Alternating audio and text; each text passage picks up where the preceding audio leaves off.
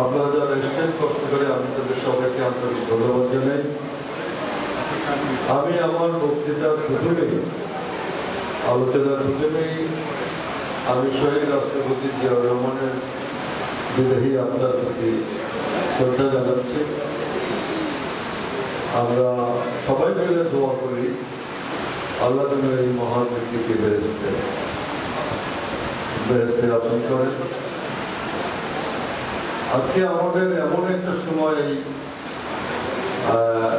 অনুষ্ঠানটা হচ্ছে যখন বাংলাদেশে একটা ঘোর একটা কালো মেঘ দেখা যাচ্ছে বাংলাদেশের রাজনীতিতে।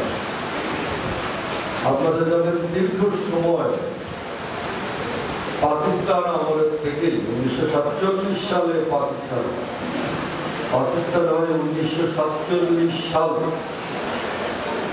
তখনও আমাদের জন্ম হয়নি।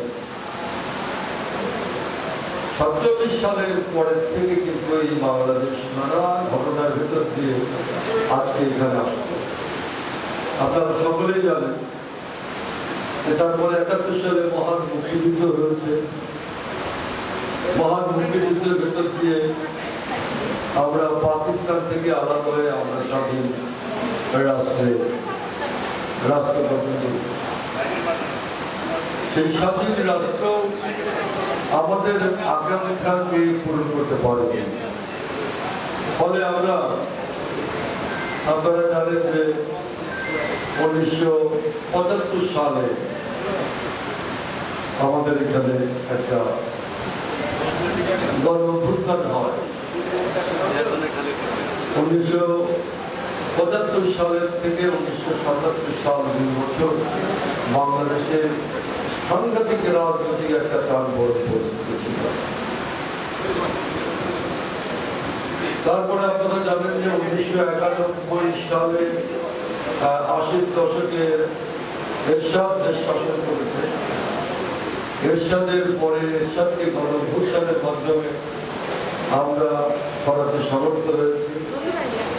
তারপরে আমাদের বেগম খালেদা জিয়ার নেতৃত্বে 1991 সালে বিএনপি সরকার গঠন করে।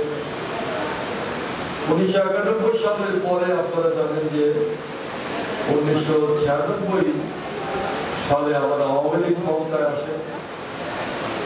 2001 সালে আবার বিএনপি ক্ষমতায় আসে এবং 2006 সালের পরে বাংলাদেশে 111 নামের যে বিষয়টা, সেই 111 হয় এবং তারপরে 2008 সালে একটা ইলেকশন।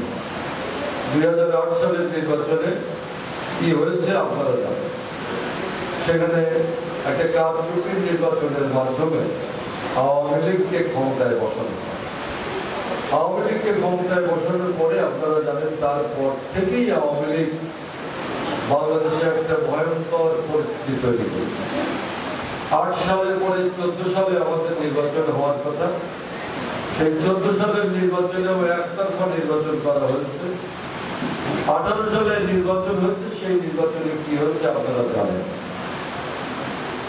সর্বশেষ 24 সালে এই 5ই আগস্ট শেখ হাসিনার পরিণতি কি হয়েছে আপনারা সেটা খুব ভালো করে জানেন। এখন এর পরেও বাংলাদেশের রাজনৈতিক পরিস্থিতি কিন্তু খুব সন্তোষজনক কোনো পরিবর্তন কিন্তু আমরা দেখতে পাচ্ছি। এখন ঠিক এই মুহূর্তে বাংলাদেশের রাজনীতির যে পরিস্থিতি, এই পরিস্থিতির মধ্যেই আমাদের শহীদ রাষ্ট্রপতি জিয়াউর রহমানের আজকে শাহাদত বার্ষিকী আমরা পালন করছি। আপনারা জানেন যে শহীদ রাষ্ট্রপতি জিয়াউর রহমানকে এখনো এত বছর পরে আমরা কেন স্মরণ করি?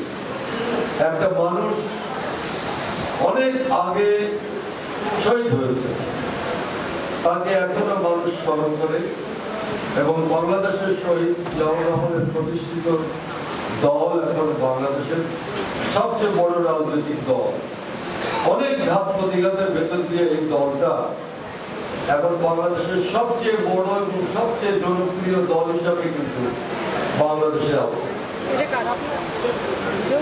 এই জিয়াউর রহমানকে মানুষ স্মরণ করছে এই কারণেই যে প্রত্যেকটা মানুষ তার কর্মের কারণেই বেঁচে থাকে। আমরা যে বলি না কাজের জন্যই, কাজের ভেতরে মানুষ বেঁচে থাকে। জিয়াউর রহমানের অনেক অবদান ছিল, সেই অবদান সম্পর্কে আমাদের নেতৃবৃন্দ এই অধিকাংশ সব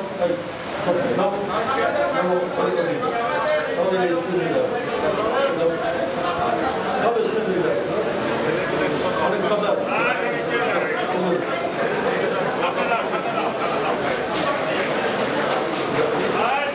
সবাই নিজে বসো তো, কথা বলি শোনো,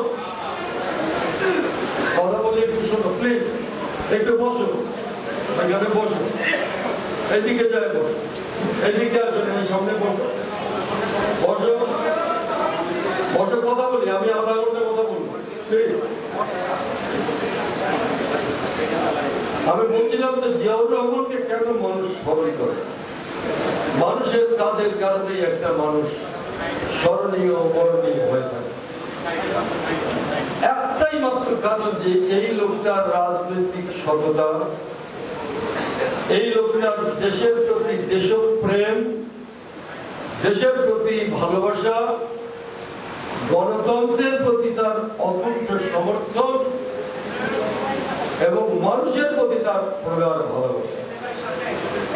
এই কারণেই কিন্তু জিয়াউর রহমান এখনো মানুষের মধ্যে অমর হয়ে আছে। জিয়াউর রহমান একজন সামরিক কর্মকর্তা ছিলেন। জিয়াউর রহমান মেজর ছিলেন।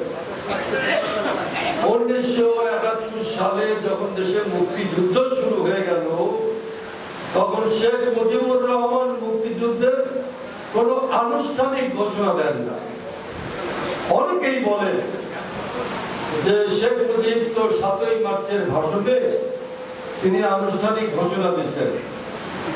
না, পৃথিবীর কোন জায়গায় স্বাধীনতা সংগ্রামে আনুষ্ঠানিক ঘোষণা ছাড়া সেই দেশের স্বাধীনতা হয় না। এটা আমেরিকার হয় নাই, এটা ল্যাটিন আমেরিকার কোন দেশে হয় নাই, এটা আমাদের দেশের এই ভারতবর্ষ সহ পৃথিবীর কোন দেশে আনুষ্ঠানিক স্বাধীনতা ঘোষণা করা ছাড়া কোনদিন কোন দেশের স্বাধীনতা হয় নাই। যখন দেশে পাকিস্তানিরা আক্রমণ করেছে, আপনারা জানেন যে তখন তাজউদ্দিনের মেয়ে একটা বই লিখেছে।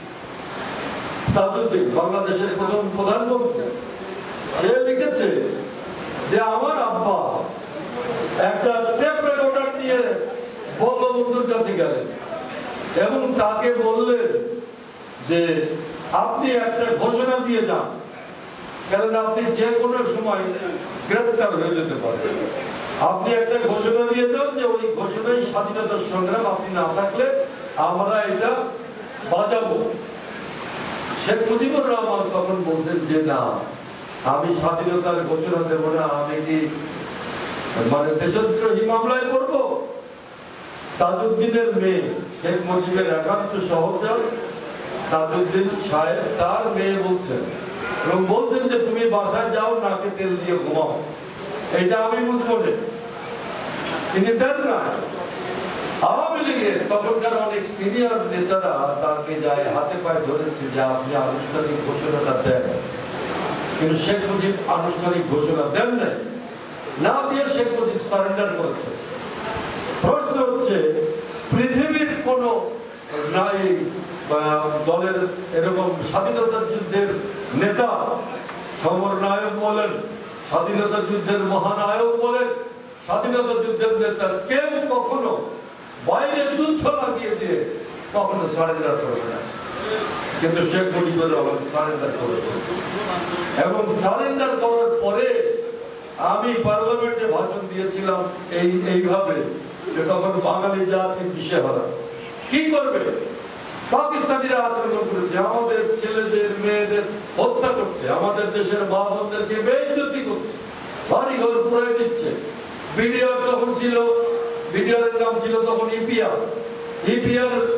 ইপিআর ক্যাম্প আক্রমণ করে ইপিআর দেরকে হত্যা করেছে। আমি তখন ছোট, কিন্তু বিডিআর ক্যাম্পের পাশেই আমার বড় ভাইয়ের বাসা ছিল, সাথে বসে আমি দেখছি যে কি নিষ্ঠুর